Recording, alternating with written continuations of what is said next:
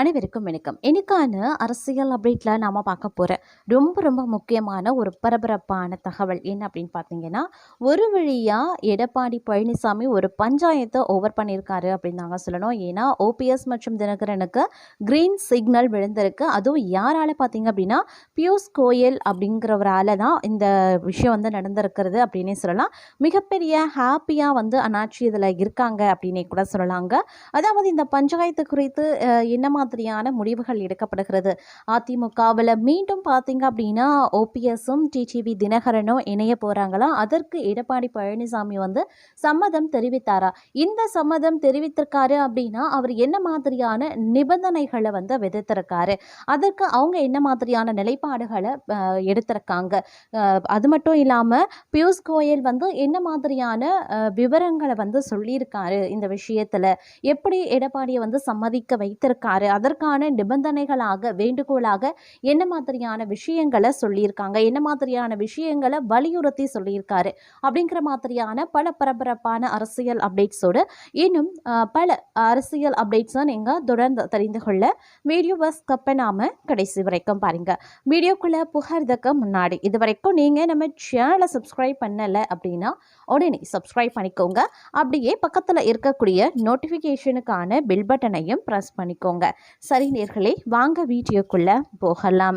NDA கூட்டணியில் ஓ Panneerselvam TTV தினகரனை இணைக்க பச்சை கொடி காட்டி நீண்ட நாள் பஞ்சாயத்துக்கு பழனிசாமி முற்றுப்புள்ளி வைத்துள்ளதாகவும், ஓ பன்னீர்செல்வத்திற்கு 3 தொகுதிகள், டிடிவி தினகரனுக்கு 6 தொகுதிகள் ஒதுக்க எடப்பாடி பழனிசாமி சம்மதம் தெரிவித்திருப்பதாகவும் தகவல் வெளியாகியிருக்கிறது.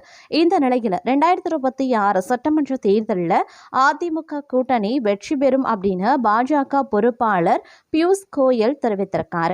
பாஜக தேர்தல் பொறுப்பாளரும் மத்திய அமைச்சருமான பியூஷ் கோயல் சென்னைக்கு வந்திருந்தாருங்க. அதற்கு பிறகு தியாகராய நகர்ல இருக்கக்கூடிய பாஜக அலுவலகத்தில் பாஜக நிர்வாகிகளுடன் ஆலோசனையை மேற்கொண்டிருந்தார்.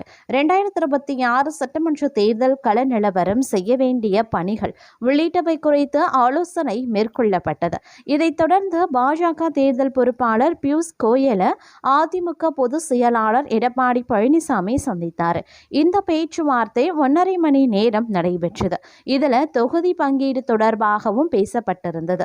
அதில் ஓ பன்னீர்செல்வத்திற்கு 3 தொகுதிகள், டிடிவி தினகரனுக்கு 6 தொகுதிகள் ஒதுக்க எடப்பாடி சம்மதம் தெரிவித்திருப்பதாகவும் தகவல் வெளியாகியிருந்தது. என்டிஏ கூட்டணியில் ஓ பன்னீர்செல்வம் டிடிவி தினகரனை இணைக்க பச்சை கொடி காட்டி நீண்ட நாள் பஞ்சாயத்துக்கு பழனிசாமி முற்றுப்புள்ளி வைத்துள்ளதாக கூறப்பட்டது. இது குறித்து மத்திய அமைச்சரும் தமிழக பாஜக தேர்தல் பொறுப்பாளருமான பியூஷ் கோயல் செய்தியாளர்களிடம் கூறும்போது என்ன சொல்லியிருந்தாருன்னா, எனது நண்பரும் சகோதரருமான எடப்பாடி பழனிசாமியை சந்தித்ததில் மிக்க மகிழ்ச்சி. இந்த சந்திப்பு சிறப்பாக நடைபெற்றிருக்கிறது. 2026 சட்டப்பேரவை தேர்தலை எதிர்கொள்வது குறித்து எடப்பாடி பழனிசாமியுடன் ஆலோசனை மேற்கொள்ளப்பட்டிருக்கிறது. தேர்தல் பணி, மக்கள் பணி குறித்து ஆலோசிக்கவும் பட்டிருக்கு. வளர்ச்சியை ஏற்படுத்தும் வகையில் நாங்கள் செயல்படுவோம். வேலைவாய்ப்பு வளர்ச்சி, இதுவே எங்களுடைய இலக்கு. பிரதமர் மோடியின் வழிகாட்டுதலோடு தன்னம்பிக்கையோ தேர்தலை எதிர்கொள்வோம். எடப்பாடி பழனிசாமி தலைமையில் தேர்தல் எதிர்கொள்ளப்படும். இந்த தேர்தலில் தேசிய ஜனநாயக கூட்டணி அமோகமாக வெற்றி பெறும். ஊழல் திமுகவினுடைய கூட்டணியை தோற்கடிப்போம் அப்படின்னே அவர் சொல்லியிருக்கிறதும் குறிப்பிடத்தக்க ஒரு விஷயம் அப்படின்னே கூட சொல்லலாங்க.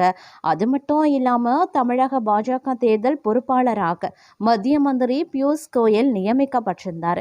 இவர் கூட்டணி தொடர்பாகவும் தொகுதி பங்கீடு தொடர்பாகவும் பேச்சுவார்த்தை நடத்த தமிழ்நாடு வந்ததாக சொல்லப்பட்டிருந்தது. எடப்பாடி பழனிசாமியுடன் கிட்டத்தட்ட 1.5 மணி நேரத்திற்கு மேலா ஆலோசனையையும் நடத்தியிருந்தார். இந்த ஆலோசனை கூட்டத்தின் போது தொகுதி பங்கீடு தொடர்பாக எடப்பாடி பழனிசாமி ஒரு பட்டியல் பியூஷ் கோயலிடம் கொடுத்திருக்கார்.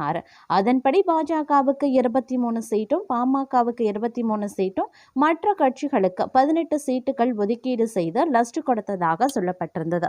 இதில் அதிமுக 170 தொகுதிகள் ஒதுக்கப்பட்டிருக்கக்கூடிய நிலையில் தேமுதிகவிடம் தாங்களே பேச்சுவார்த்தை நடத்தி கொள்வதாக எடப்பாடி பழனிசாமி அவரிடம் கூறியுள்ளதாக சொல்லியிருக்காங்க.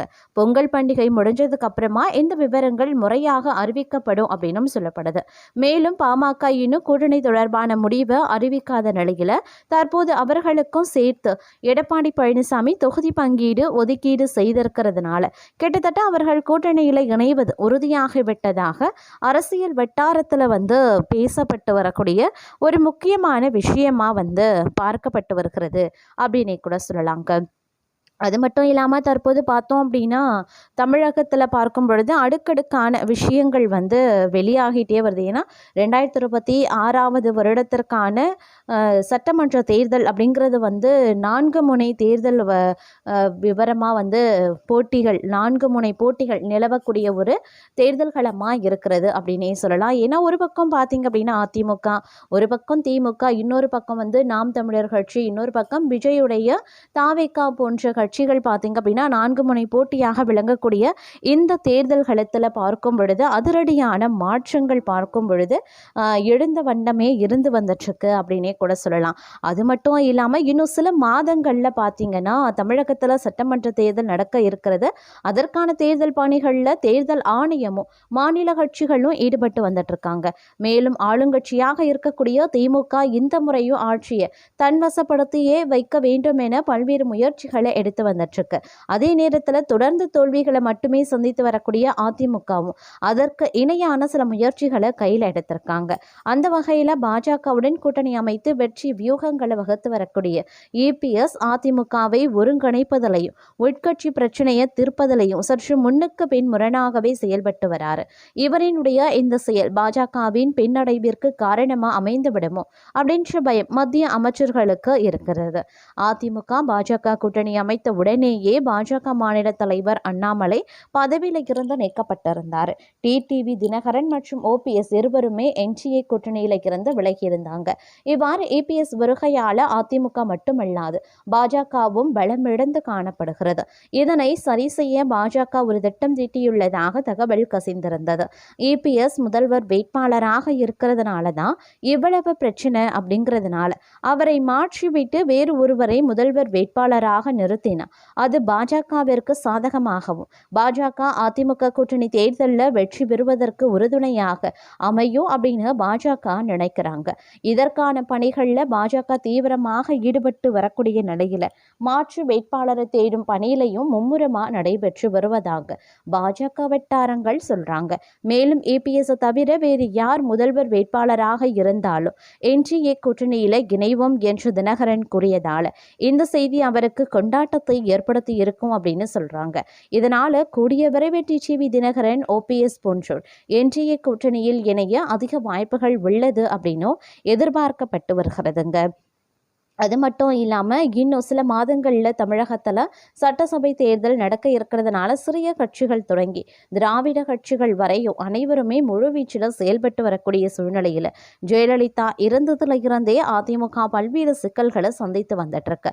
எடப்பாடி பழனிசாமி அதிமுக பொதுச் செயலாளராக பதவி ஏற்றதில் இருந்தே இந்த கட்சி தொடர் தோல்விகளை மட்டுமே சந்தித்து வந்துட்டு இருக்காங்க.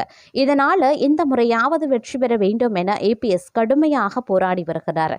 இதற்காக அதிமுக பாஜக கூட்டணி அமைத்து வெற்றி வியூகங்களை வகுத்து வருகிறது. ஆனால் ஏபிஎஸ்க்கு அவரது தலைமையின் மேல் இருக்கக்கூடிய பயமே அதிமுகவின் தோல்விக்கு காரணமாக அமைந்துவிடும் அப்படின்ற அரசியல் ஆர்வலர்கள் சொல்றாங்க. அதிமுக பாஜக கூட்டணியில் இருந்தாலும் ஏபிஎஸ் எடுக்கக்கூடிய சில முடிவுகள் பாஜகவிற்கும் அதிக அளவு தாக்கத்தை ஏற்படுத்தும் அப்படின்னு டெல்லி மேலிடம் கருதுகிறது. அந்த வகையில் எடப்பாடி பழனிசாமி முதல்வர் வேட்பாளராக இருக்கிறதுனால தான் கூட்டணி முரண்பாடுகளும் உட்கட்சி பிரச்சனையும் தலை தூக்கி இருக்கிறது.